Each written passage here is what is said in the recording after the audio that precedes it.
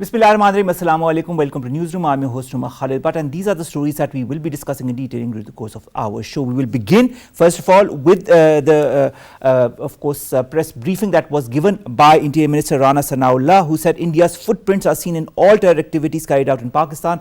Also, that New Delhi's activities have gone beyond that of an enemy state just to hide its atrocities in the Indian illegally occupied Jammu and Kashmir region. He was giving this press conference along with the Additional Inspector General Counter-Terrorism Department Punjab, Imran Mahmood. This is going to be our leading segment, ladies and gentlemen. Our second story of the day concerns several troops from India who've been injured in clashes with Chinese troops along the line of actual control. Both the sides clashed at a location along the line of actual control in the Tawang sector of Arunachal Pradesh on the 9th of December that have resulted in injuries to a few persons from both sides. The clash took place at Yangtze in Tawang and several Indian soldiers have been injured. This, standoff between China and India has also been going on since quite some time now. And after 1962 war, when India was badly defeated, this clash and this sort of clashes continue to go on. And this is going to be our second story, where all of this is leading to what about the regional situation and how about the China-India relations. Then we are going to talk about Kazakhstan, where the president of Pakistan has said that Pakistan and Kazakhstan are going to bolster economic ties.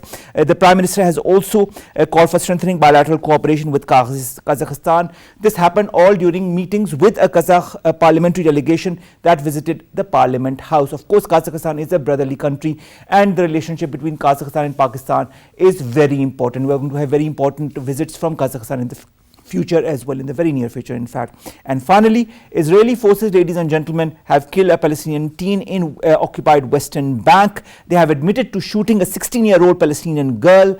The war crimes that are being committed by Israel against the Palestinians goes on uninterrupted, with very extreme right government taking hold now of Israel. What is that going to bode as far as human rights abuses in Palestine is concerned? This is going to be our last story. Let's begin with our very first segment, and that is the presser that was given by Rana Sanaullah Saab, who is the Minister for Interior, along with the Additional Inspector General Counter-Terrorism Department Punjab, Imran Mahmood, in which he gave down details as far as India's involvement in terrorist incidents across Pakistan is concerned, with particular reference to an incident that occurred in Lahore's Johar town on the 23rd of June 2021. Professor Zamir Awan, who is an analyst, joins us online. Professor Saab, thank you very much to have joined us. How important, sir, is this press conference given by our Interior Minister in the current context of the regional dynamics and the relationship between India and Pakistan? This press conference was very, very important because he has cited the concrete evidence, giving the names, vehicles, and all the necessary details. However, this is not the first time India has been involved in terrorism in Pakistan for a long time, and there were so many incidents which we got concrete evidence. Last year, Pakistan has provided all the evidence to the United Nations and shared with the international community. But still, India has no stop its activities. It is very unfortunate. We are the neighbors. If India keep on the same attitude toward Pakistan, it might lead to big disaster, not only for India and Pakistan, but for maybe the whole region. I believe Indian leadership must think wisely, act smartly, and divert their attention from Pakistan and focus on only inside their domestic issues. Sometimes India is facing domestic problems, and then they divert all these blames to Pakistan and try to mangle within the Pakistani affairs. And especially such type of terrorism which happened last year in Lahore, it was very severe. Police officers and civilians who has been died and offered the martyrdom. and it was very, very serious. Professor Saab, I'd like to understand from your point of view as well, what is this Indian obsession with Pakistan, with creating disharmony in Pakistan, instability in Pakistan? Why can't India accept that Pakistan is a neighbor that wants friendly relations with it? This has been said time and again from our side, but India has never reciprocated when it comes to, whether it comes to Indian illegally occupied Jammu and Kashmir, whether it comes to relationship with Pakistan. There has always been a standoff between the two countries. Why is that so? In fact, since independence, India has not accepted the existence of creation of Pakistan from the core of its heart. They have recognized Pakistan because there was international pressures, but they have never ever accepted from the core of their heart. And they have tried their best to destabilize Pakistan, to finish Pakistan, to damage Pakistan, to collapse Pakistan.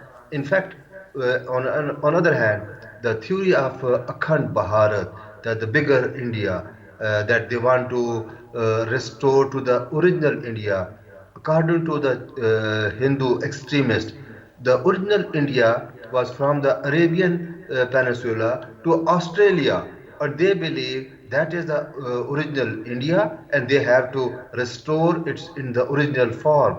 And the first step that they will war all with Pakistan and occupy Pakistan and then the neighboring countries, and gradually they expand to make the bigger India their dream. It is their religious But Professor dream. Saab, I'd like to cut you short here. I'd like to understand, okay, you have such nefarious designs to have a greater or a Khand Bharat, as you have said, but then why kill people, unnecessarily kill people, involve yourself in incidents such as the one that happened in Johor town in June 2021 and so many other incidents? Pakistan has time and again given facts and figures through documentations, not the first time and not the last time either, but India continues unabated. We have also an Indian spy here, Kulbhushan Yadav, who's been arrested, and the list goes on, Professor Saab. Why? I mean, my question is why? In fact, India has a good foreign policy, and international communities support India because of its volume of market and its reputation. Actually, the ground reality is even that the Western world has known that India is an extremist state and India is crossing the limits of human rights violations, and especially within India and also in the neighboring countries. Not only Pakistan, India has very spoiled relation with all of its neighbors. Talk about Nepal, they have dispute. Talk about Bangladesh, they have dispute. Talk about China, they have dispute. Talk about Myanmar, they have dispute. With every neighboring country, India has an enmity, and they want to attack these countries and occupy all the neighboring countries. India want once again, sorry, bear me. Indians' theory is that your neighbor is not your friend, is the enemy. Neighbor to neighbor is your friend. India want to have good relation with Russia and America, but with the neighboring countries, all of the neighboring countries are enemies. This is their That psyche. is so true, Professor Saab. But Professor Saab, I'd like to understand, because this has been going on since quite some time. Time and again we hear of incidents. People are martyred, and then all the evidence that we have had as far as the Indian involvement in different nefarious activities in Pakistan is concerned. India, I understand, has certain designs with respect to Pakistan. Pakistan has time and again given those facts and figures to the international body.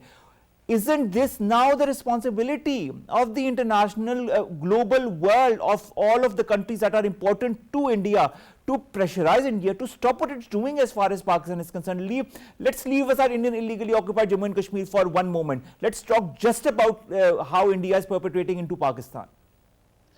You are absolutely right. Pakistan has provided facts and figures, the concrete evidence, which is not unrefutable evidence to the United Nations and the international community. Still, nothing happened. I believe that Pakistan is a civilized country, and we do not want to take law in our own hands.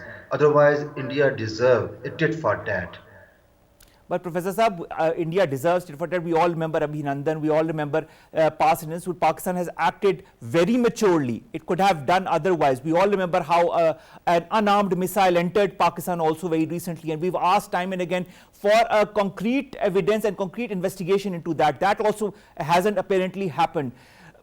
What should Pakistan do? Pakistan does not want a region that becomes embroiled in conflict. But then, what, in your point of view, are the steps that Pakistan needs to take? We still follow the UN Charter, and we will follow the international rule-based governance, and we will comply all the international laws, and we will keep on complaining till there is a pressure on India, and one day we think that we will convince the international community to exert pressure on India, and India will understand it. Professor Saab, Naveed Akhtar, then Samiul Haq, three other people as well that haven't been properly named. But of course, they have red warrants are going to be given for those who, raw agents as well, who've been apparently involved in this incident that happened in June 2021. Will that put a stop to Indian activities now that Pakistan has openly indicated that it's going to issue red warrants, or do you feel it's going to go unabated the way it has been doing since the last decades? I think this world is full of injustices around the world.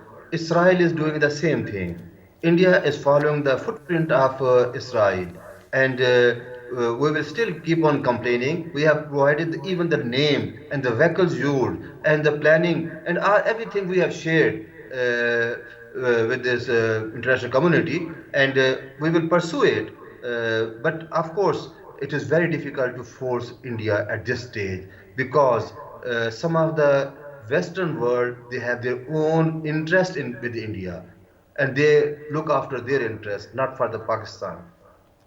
But of course, Pakistan also needs to look after its own interests. This said, when you look at the spate of terror incidents that India has been involved in, and of course, as you said, Pakistan is acting very maturely, has acted very maturely in the past as well, but it needs to divulge all necessary information concerning Indian activities that have been going on. Can Pakistan contact any other international judicial organization or any other organization to pressurize India yes, directly or indirectly, apart from the United Nations? Yes, we need all platforms, International Court of Justice and all international platforms. We must utilize and raise our voice. Being a responsible state, I will recommend we should not take laws in our own hand, and we should not retaliate immediately. This is not the way. It will be the disaster for the whole region. We are responsible people. We are not extremists. We are not like RSS. We have to think about the humankind, and we will do it, inshallah. But I believe that we will spare no platform, no place where we have not lodged our complaint. Professor Saab, should Pakistan involve friendly countries that, of course, understand Pakistan's point of view, and also the United States of America that has said that it wants to work with Pakistan on counter-terrorism? Isn't this a prime example of what Pakistan and the United States could work together on? In fact, Pakistan and the US have a lot of interaction recently. I think tomorrow our foreign minister is going to New York for attending the G7 77 ministerial meeting, and after that he will have time to visit Washington and meet the US senior officials. This will be again opportunity for him to convey his all concern regarding India. I think this is a good platform. Good opportunity. What about other countries that understand Pakistan's point of view, like in the Middle East, like China? Do you feel Pakistan should also put them into confidence, take them into confidence as far as this incident with the facts and figures added to all the past incidents that have also occurred with concrete evidence of Indian involvement? I think our government has to take strong measures. All of our embassies abroad, in all big countries' capitals, we will ask them to contact with the local governments and the host countries and convey the concern. Even that, me and you have the responsibility. On the media, we should highlight more and more, because I also write in the international media, and you are a strong platform for conveying the message to the rest of the whole world. We will also work hard and struggle and convey our concern time to time and again and again. Or how important in your point of view will be the role of media, because we see when we look at Indian media and the way they broadcast their news, it is all, anti-Pakistan. Whenever anything happens in India, it's Pakistan that is involved. Whenever they want to talk about anything as far as the region is concerned, everything is against Pakistan. There is a certain anti-Pakistan strategy that the Indian media is involved in, whereas the Pakistani media tries its level best to act as maturely and neutrally as possible. What also needs to be done as far as international media is concerned? I've seen more and more articles coming in the international journals, and you also have said you write for international media as well. Do you feel the role of the international media also becomes important to highlight these atrocities? I think there is some impact. First of all, let me say the evil Indian media is already exposed, and nobody trusts them. Most of their news are the fake news. They are the master of fabricating stories. They are the master of distorting the narratives. So nobody trusts them. They are really have lost their credibility. But Pakistani media has to be strengthened, and on and off we have to project our concern. And I think that the international media will listen us and will have some impact. Looking at this incident and the way our interior minister has exposed India's nefarious designs that happened in an incident last year and continues to happen through different incidents, a lot of these incidents don't come to light, or we have also been seeing that in the past. We've seen the dossiers as well. Do you feel the countries are slowly and steadily understanding Pakistan's point of view? I'm specifically asking with reference to countries in the West. Do you feel whether they act or not, they understand that what Pakistan is saying is right, and the way India is acting against Pakistan and Pakistani designs is something that needs to be countered? What I have noticed for last few years, there is a change in the international community. They understand what are the facts. They understand Pakistan is the victim. They understand India is the aggressor. But of course, they are not taking action against India because of their own vested interests. All right, and finally, Professor Saab, looking at the revelations that were unearthed today by our Interior Minister, looking at the past such incidents that have occurred with definite and positive Indian involvement, whether it be Abhinandan, whether it be Kulbhushan Yadav, whether it be all the other incidents that have been happening, also some of the fingers that are pointing towards Indian involvement in what happens through Afghanistan. Do you feel that Pakistan, the way it is moving forward, the way it is exposing India, is in the right direction, and this is going to create a change as far as the dynamic between India and Pakistan is concerned, specifically on the anti-Pakistan directive? I think that there is a visible change in the international community. Look at New York Times and Washington Post and some of the major media houses in the West. They also report some bad thing about India. Previously, they don't. Previously, India was only goody-goody. And sometimes they also project the Pakistan's strength also. I mean, there is a change in the international community. They understand it at least. And we succeeded to expose India. And I think that it is a matter of time when they will be fully convinced, and they will look after the global interest. They look after the humankind instead of their vested interest. And they will force India to stop all aggressions against Pakistan.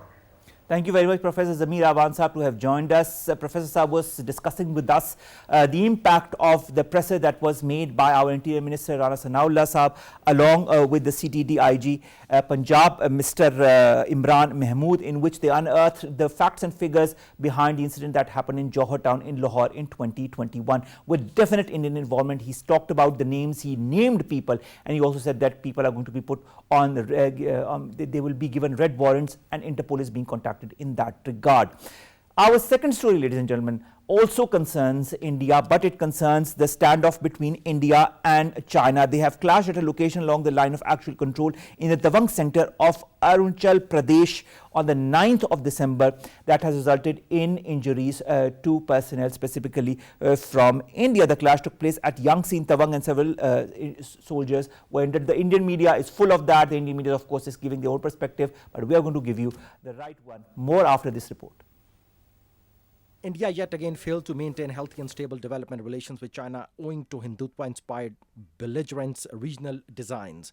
Indian and Chinese troops have clashed on their disputed Himalayan border, the first known incident between the two nuclear-armed countries in nearly 2 years. In a statement, India's Ministry of Defense said soldiers from both sides sustained minor injuries in the face-off, which took place in Tawang sector in Arunachal Pradesh, a remote, inhospitable region that borders southern China. The 2,100-mile-long disputed border has long been the source of friction between New Delhi and Beijing, with tensions escalating sharply in June 2020 when hand-to-hand fighting between the two sides resulted in the deaths of at least 20 Indian soldiers in Aksai Chin, Ladakh. China is yet to comment on the standoff, but China has made it clear periodically that the so-called status quo of April 2020 was made by India's illegal crossing of the border between China and India, and China cannot accept it. The Chinese side had also made it clear many times that the rights and wrongs of China-India border conflict are very clear, and the responsibility does not lie on the Chinese side. India, who have unrealistic fantasies about the border issue with China, is becoming a strategic liability by jeopardizing regional peace. Dr. Muhammad Munir, he's the Dean of Department of Social Sciences, Muslim Youth University, joins us online. Dr. Saab, thank you very much to have joined us and to discuss a very important issue, and that is the tense standoff between China and India. Both the sides, sir, fought one war in 1962 that was won by China, and India was badly defeated. This tense situation that has been going on since quite some time, it has now resulted again in injuries to soldiers. Chinese Foreign Ministry spokesperson Wang Wenbin says the situation at the border was generally stable. In your point of view, sir, does that signal that China wants to maintain peace and stability, and that is why it gave a measured response after this incident took place?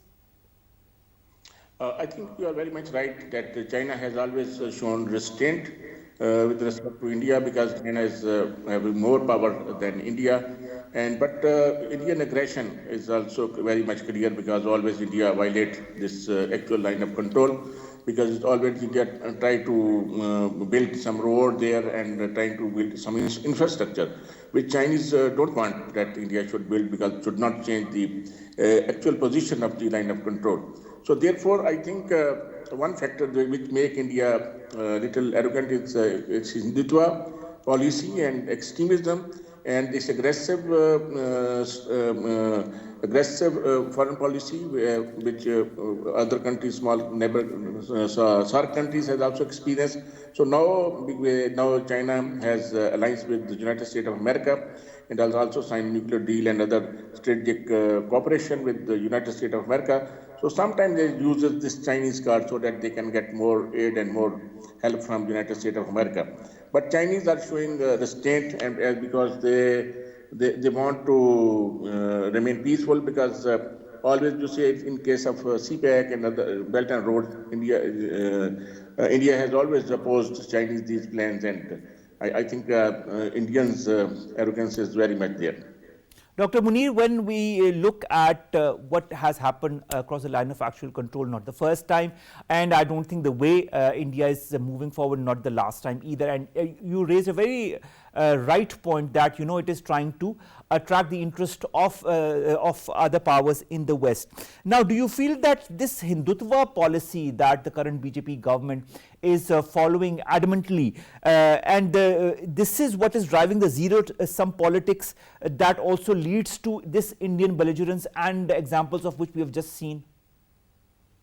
I think this is very right, because there is extremism in India, and this government is run by the Indian Indian extremist Hindutva policy is being adopted as an not just as an ideology, but also as it's reflected in their foreign policy.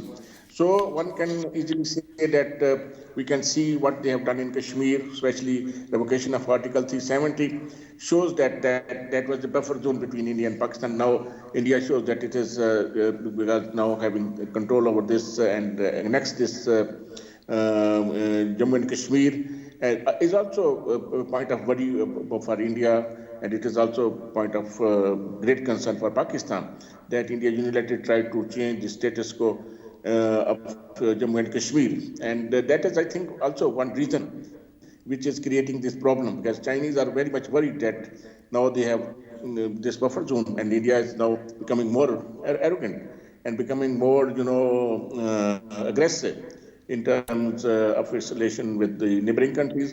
Before that, it was doing these kinds of tactics with small countries like Pakistan and other. But now they are taking, that confrontation with China, which is also becoming a world power, and there is a power transition taking place at the international level. And according to power transition theory, when this kind of things happening, the established power uses these kind of tactics by making alliances with other countries.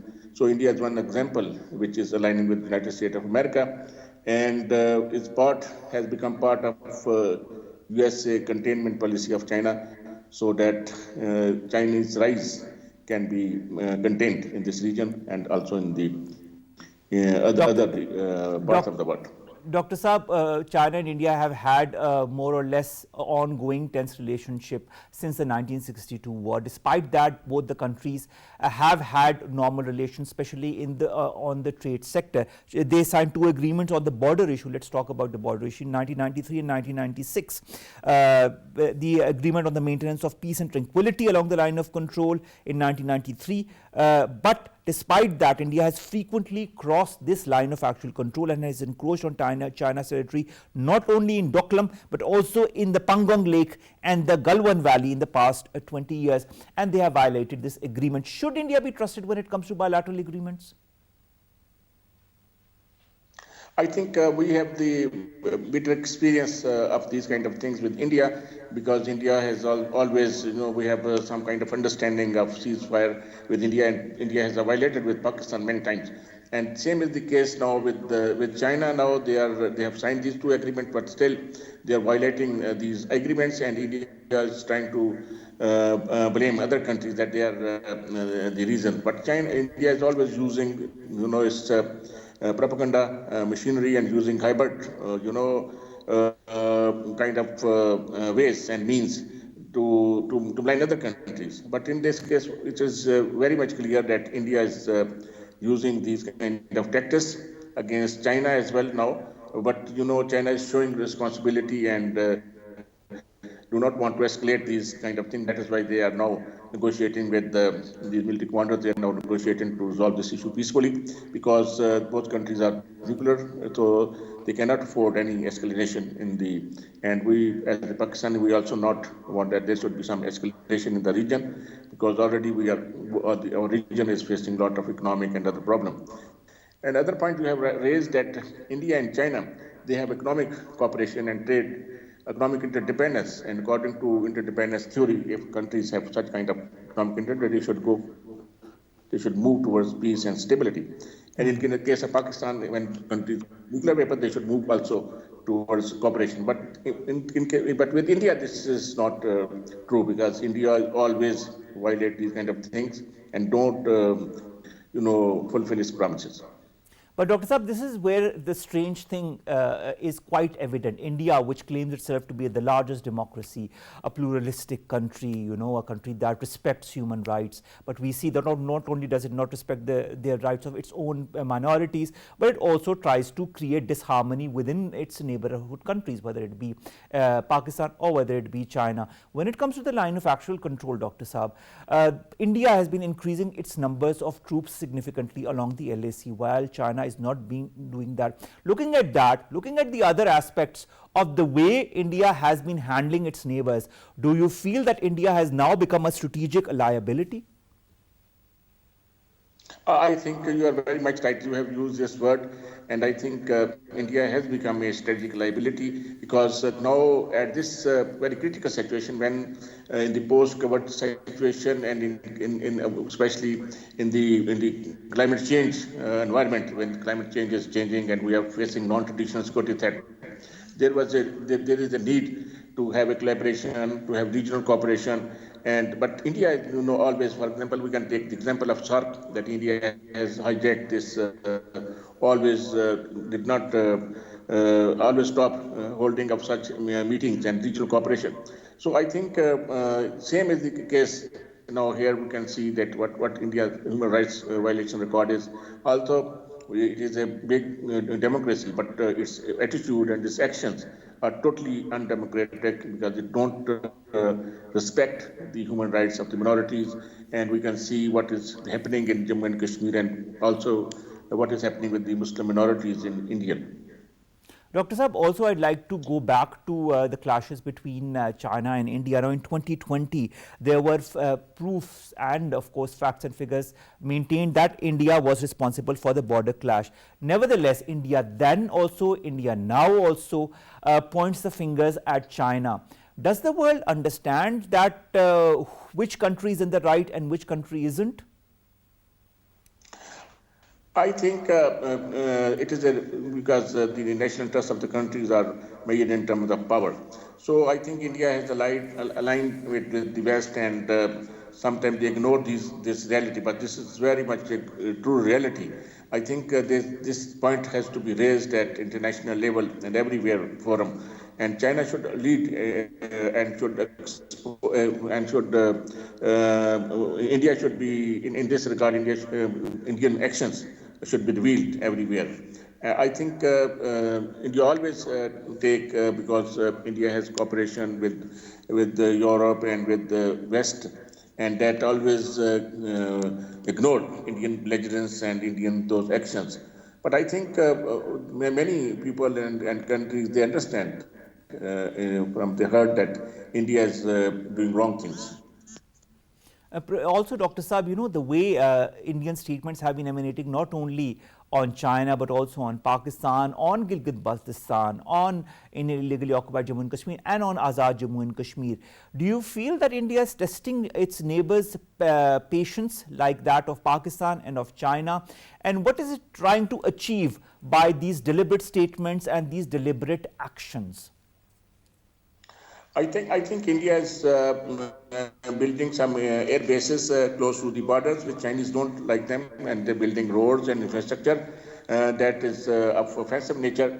So China would not allow India to do such kind of thing, and that is why India want to, because as I already told you, that India is very much fearing of CPAC because it passes through Gilgit and Baltistan. Always say that this is passing through a disputed territory.